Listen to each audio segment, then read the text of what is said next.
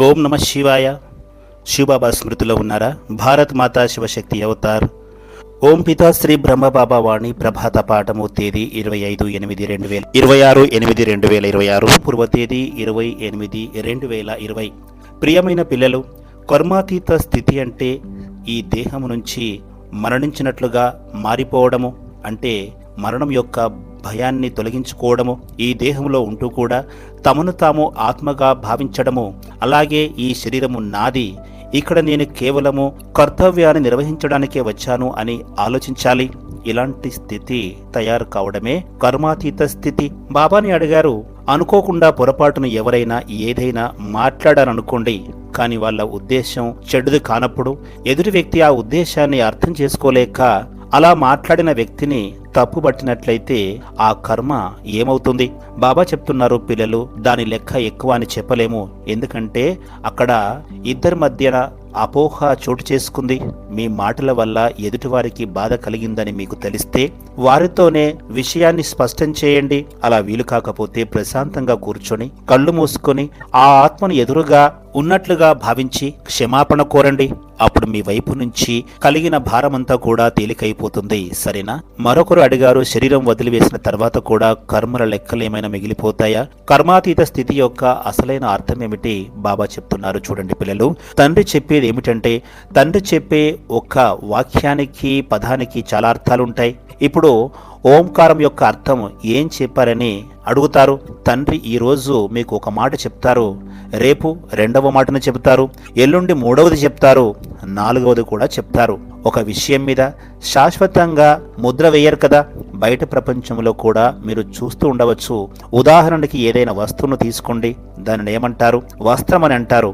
దానికి ఎన్ని రూపాలు ఉన్నాయి? పేర్లైతే ఉంటాయి కదా, పైట, దుప్పట్ట, చున్నీ, కుర్తా, అలా దుస్తులకు ఎన్నో పేర్లు ఉంటాయి, ఎన్నో రూపాలు కూడా ఉంటాయి.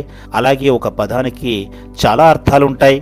అలాగే కర్మాతీత అంటే కర్మలకు అతీతంగా అయిపోవడం అని అర్థము. మొదటి అర్థం ఏమిటంటే, ఈ ప్రపంచంలో మీ లెక్కలన్నీ పూర్తయి ఈ పాత దేహాన్ని వదిలివేసి సూక్ష్మవతనంలో కూర్చుంటే అది కర్మాతీత స్థితి. దానికంటే పై స్థితి బిందు స్వరూపంలోకి మారిపోవడము. కర్మాతీత స్థితి యొక్క హైయెస్ట్ స్టేజ్ పరంధామములో ఉండే స్థితి. ఇప్పుడు మేము పైన కూర్చున్నాం అనుకోండి, అక్కడ స్థూలంగా ఎలాంటి పనులు చేయడం లేదు, కానీ సూక్ష్మంగా పనులన్నీ జరుగుతున్నాయి కదా. సూక్ష్మంగా చేసే పనులు ఉండవా? స్థూల రూపంలో కర్మాతీతులు అని చెప్పవచ్చు, కానీ సూక్ష్మ రూపంలో కర్మాతీతులు అని చెప్పలేము. ఎందుకంటే సూక్ష్మ రూపంలో కూడా మేము నలువైపులా తిరుగుతూనే ఉంటాము. తండ్రి కూడా ఇలాంటి పనులు చేయండి, అలాంటి పనులు చేయండి, ఫలానా వాళ్లకు సాక్షాత్కారం చేయించండి, వాళ్ళు ఏమడుగుతున్నారో వారి సందేశాన్ని తెలుసుకొని రావలసిందిగా ఆదేశిస్తారు. కొందరు ఏవేవి అడుగుతారు, కొందరు ఏదేదో చెప్తారు. భగవంతుడు అది తీసుకో, అది ఇవ్వు, ఇదిగో కొద్దిగా ప్రసాదం తీసుకో, ఒక బాబునివ్వు, ఒక ఇల్లునివ్వు, ఒక కారునివ్వు, ఒక బంగ్లానివ్వు, ఈ విధంగా రకరకాలుగా వేడుకుంటారు.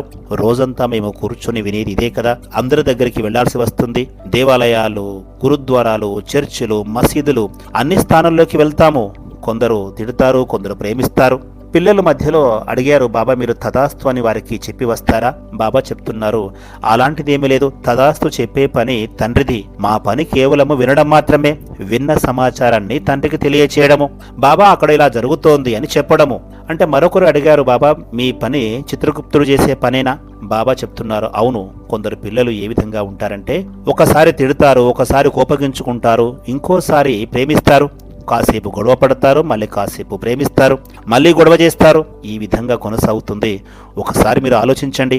మీరు ఒక్కరోజు కూడా ఇలాంటి మాటలను వినలేరు, కానీ తండ్రి కోట్లాది మంది మాటలను వింటూ ఉంటారు. ఒకరిద్దరివి కావు, కోట్లాది మందివి. కాబట్టి సూక్ష్మ రూపంలో కర్మలు జరుగుతున్నాయి కదా. దేవాలయము, మసీదు, ఇల్లు, ఇలా ప్రతి చోట్ల తిరుగుతుంటారు. బాబాని అడిగారు, బాబా ఈ సమాచారం అంతా మీరు శివబాబాకు తెలియచేస్తారా? బాబా చెప్తున్నారు, అవును, ఖచ్చితంగా తెలియచేస్తాము. అలాగే వారి దగ్గర ఆటోమేటిక్ మీటర్ కూడా ఉంటుంది.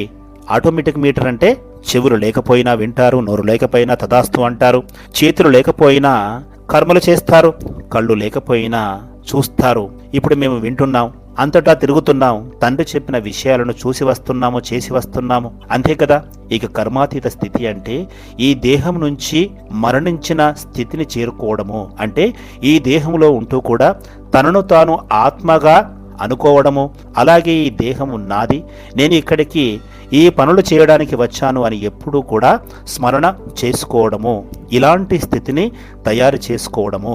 దేహం నుంచి, మనసు నుంచి, ఆత్మ నుంచి, ప్రతి అణువు నుంచి, నరనరం నుంచి మృత్యు యొక్క భయాన్ని తొలగించుకోవడము, ఇదే కర్మాతీత స్థితి యొక్క లక్షణము.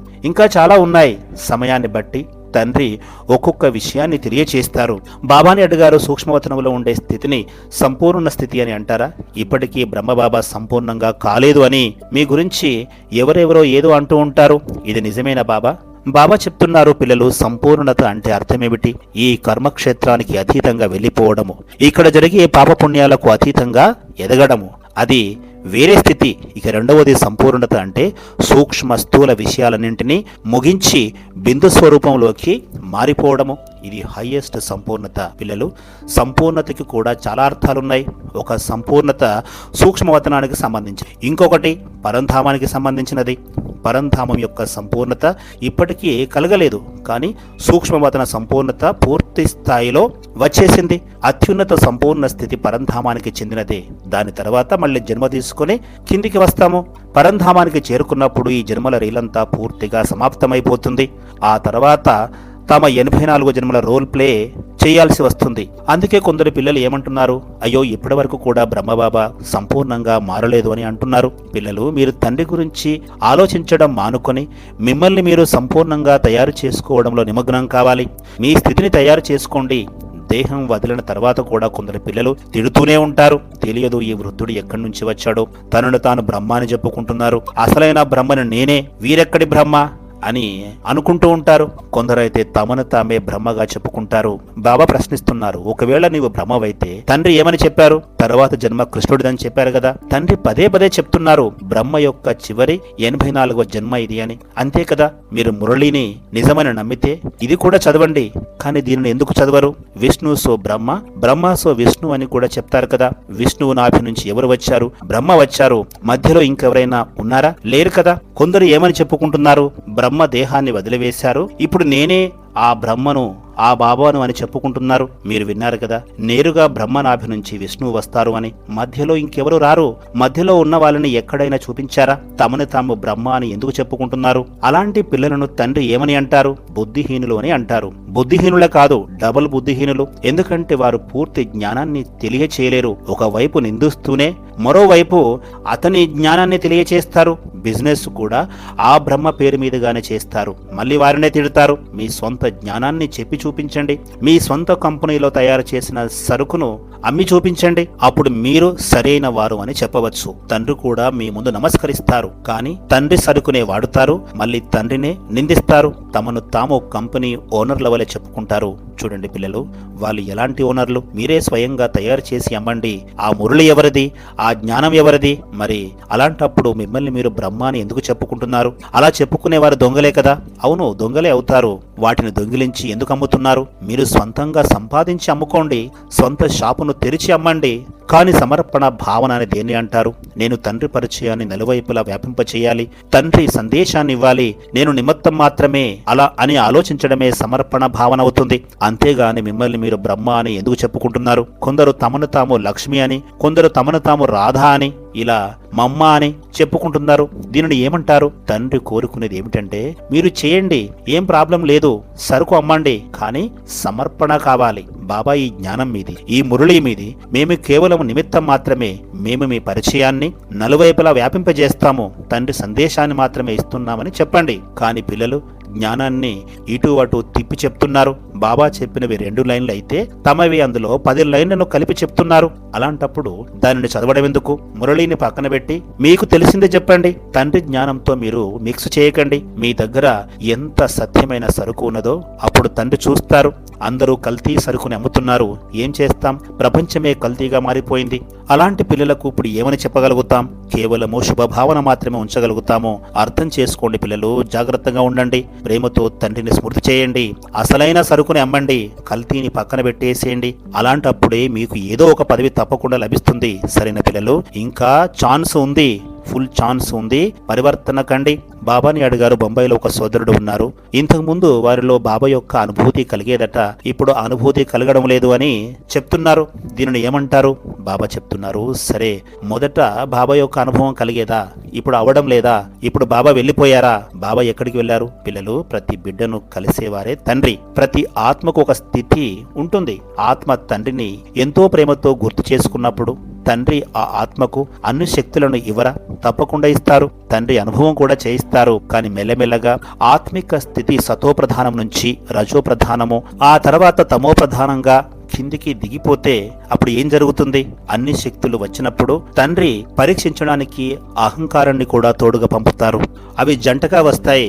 కానీ ఎవరైతే అహంకారాన్ని జయిస్తారో వాళ్ళ అనుభవము ఎప్పటికీ వృధా కాదు, వాళ్ళ కష్టం కూడా వృధా కాదు.